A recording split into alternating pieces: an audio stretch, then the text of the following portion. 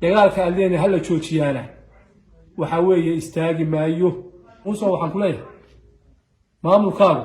nabadna waa ku baaqaya madaafiicna dadkii la dhacay bal adigu labadaas waa fiji maanta aan cadeynaya in la ascaanood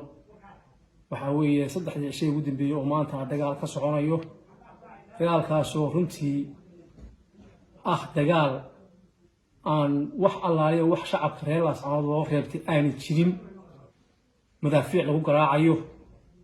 hubka noociisa kala duwan nooc kasta oo hata lagu garaacayo aan loo aabayeelin goobiga caafimaadka masaajidadii guriyihii shacabka kaalmihii shidaalka iyo dhammaan adeegyadii bulshada shirkadii biyaha iyo taangiyadii intaba dhulka la dhigay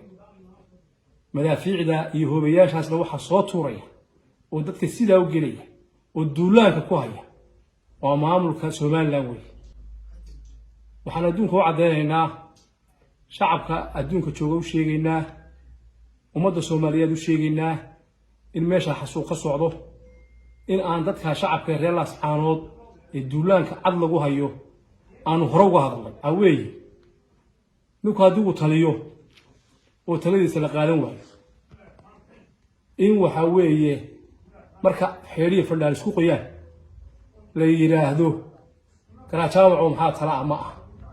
quraan uga hadlay waxaanu ciidamada Soomaaliland ka bixin oo guryahooda ku noqday waana laga diiday maanta halkaas maraysa salaadiinta soo hadlay ee media ka hadlay ee nin iyo nin aanu garanayo waa mahadsan hadaa doonaysa in hadal ka dhaco waa in ciidamada Soomaaliland ay oo ku noqdaan hadii ayna oo ku noqon waxaad ogaataan dagaalka lagu soo qaaday ee dadka lagu xasuuqay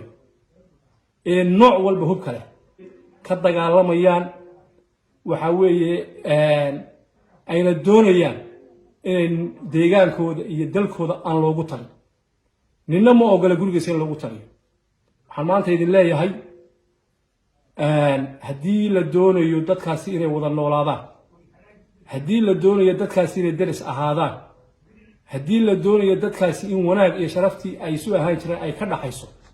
haddii la doonayo abtinimadan iyo ehelnimadan jirtay haddeena jirta la doonayo waa in ciidamadaasi ay oo ku noqdaan dagaalka adeena hal la joojiyana waxa weeye istaagi maayo golaha deegaanka ee maayarka ugu horeeyo waxaan leeyahay aad iyo aad baan kaaga mahad celinaynaa dhammaan golaha deegaanka dadkan waa dadkii doortay haddii aad ka damqateen aad iyo aad baan idinka mahad celinayaa dhammaan shacabweynaha gobolada Sool iyo Sanaag iyo Cayn waxaan leeyahay sida aad isugu duuban tihiin ee aad midka u tihiin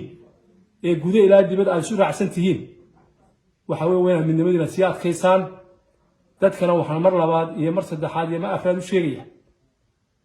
in dadka deegaanka degan ee gobolada Sool iyo Sanaag iyo Cayn ama dhulbahante ama fuqshini ama gabooye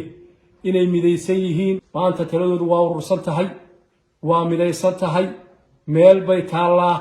meeshay taalaana waxa weeye dadka dariska ee nabad kula noolaadaan deegaankooda iyo dalkoodana ay u madax banaanaadaan u taliyaan waxaan leeyahay musabixi wuxuu yiri baaq nabadeed ninba hadda koor wuxuu yiri war ilaahay laga boqo walaal wala taagtaagaya aan ku leeyahay maamulkaagu nabadna waa ku baaqaya madaafiicna dadkii la dhacay bal adigu labadaas waa fiji